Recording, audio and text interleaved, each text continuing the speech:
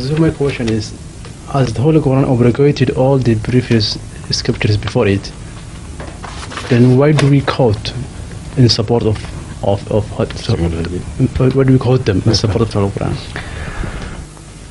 Yes. It's a very important question. It has been raised many a time by other non-Ahmadi Muslim scholars. When we quote the Bible in our favor, they always, when they are left without an answer, they always refer to this question: what authority has the Bible for us? Now, this question has also been raised by a great antagonist of Islam during the last century. One of the most vicious antagonists of Islam, who has written commentary of the Quran, etc., etc. He says that, look at the Quran. On the one hand, it says the Bible is abrogated and it is full of interpolations, and on the other, it calls it right and says that it supports Hazrat Muhammad Rasulullah sallallahu alaihi wasallam.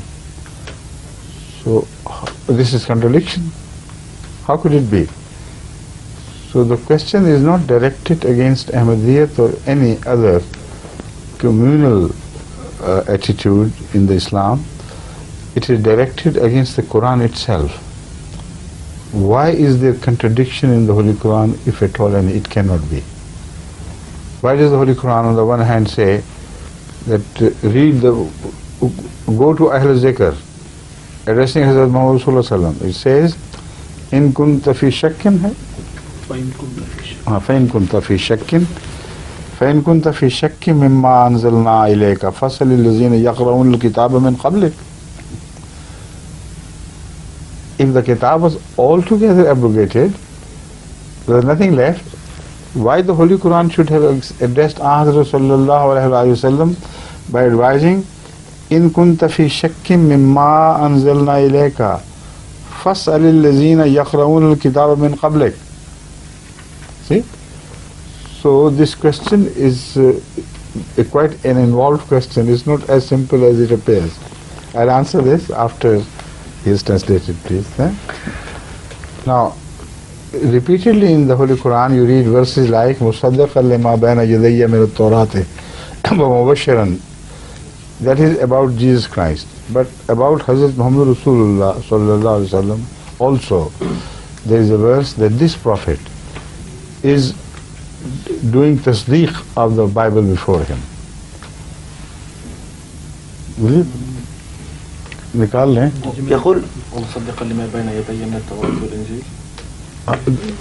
That verse we'll get it. Anyway, everybody knows the Quran is full of such verses where it is said that prophets after Moses did tasdeeq of the Bible. Jesus Christ did tasdeeq of the Bible. And Muhammad Rasulullah and the Quran also were Musaddiq Bible. If so, how can we say that the whole of the Bible is abrogated? What was he Musaddiq of? You see? Then the Holy Quran says, Fiha kutubun qayyama.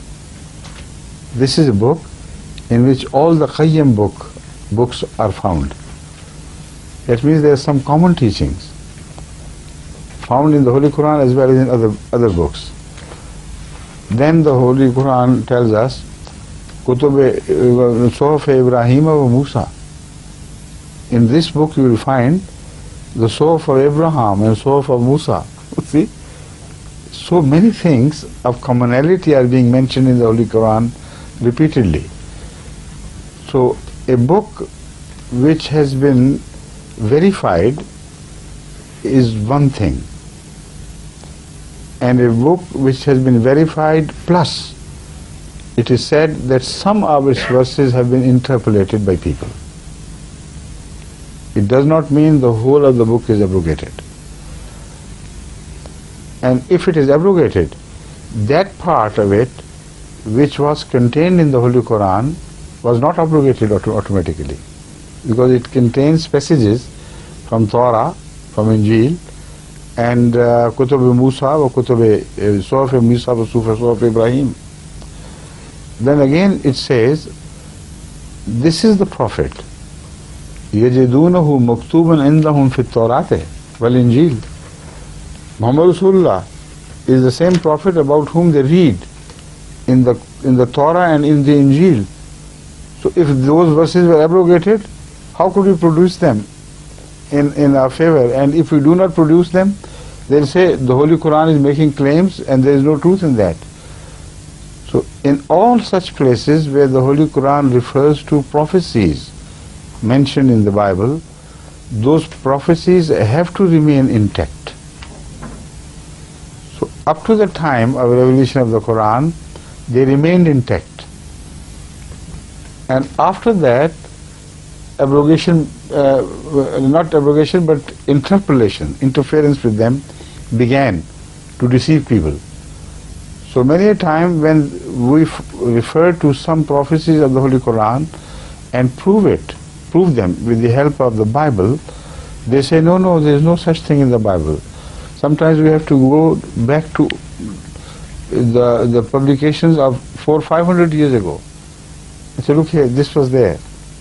You have changed it now. So change there is, but not abrogation of the whole message. Abrogation is something else. Abrogation is never complete. Abrogation is only regarding such teachings whose application has been withdrawn by God, or whose application is changed with some amendment in it. Sometimes it is abrogated, but only when a better teaching is brought. ما ننسخ من آية أو ننسها نأتي بخير منها أو مثلها. This is the principle which is mentioned. So wherever the Holy Quran has abrogated, it has always brought a better teaching. And when we find a better teaching in the Holy Quran, we never produce biblical references that you should do this. We say the Quran has come and said that, we never quote there. But whenever we need support and evidence in favor of the Quran, in favor of the Islamic claims, then we must quote Bible, because that part of Bible is kept by Allah intact. Otherwise there will be no evidence in our favor. You understand?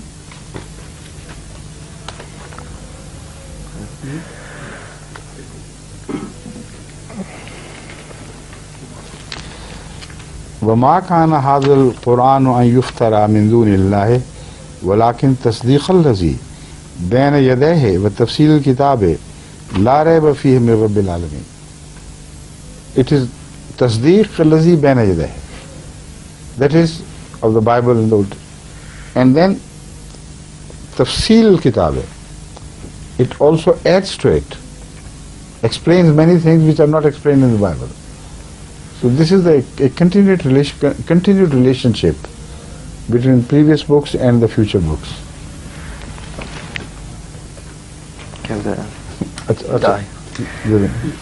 No problem.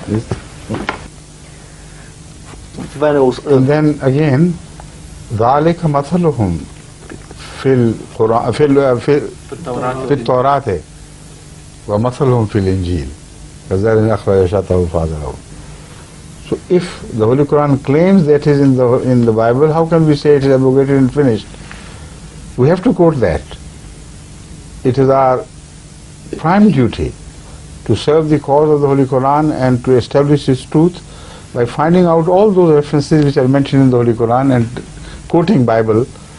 So those parts are not abrogated, which relate to prophecies of the future, right?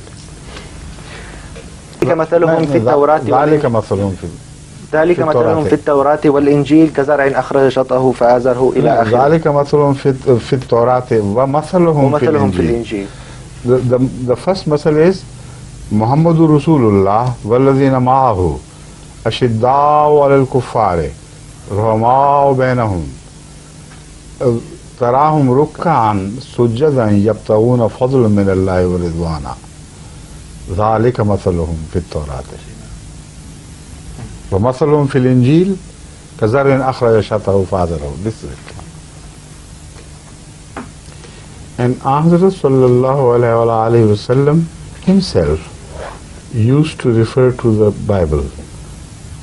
And many a time during the debates with the Jews or some issues involved, he used to call the scholars and said, read the portion. Or there were some Muslims who were earlier Jews. So they used to open up the book and tell them, yes, what you say is found here. And sometimes the Jews used to cheat the others by putting their hand on some portions and showing the others not the whole truth but partial truth.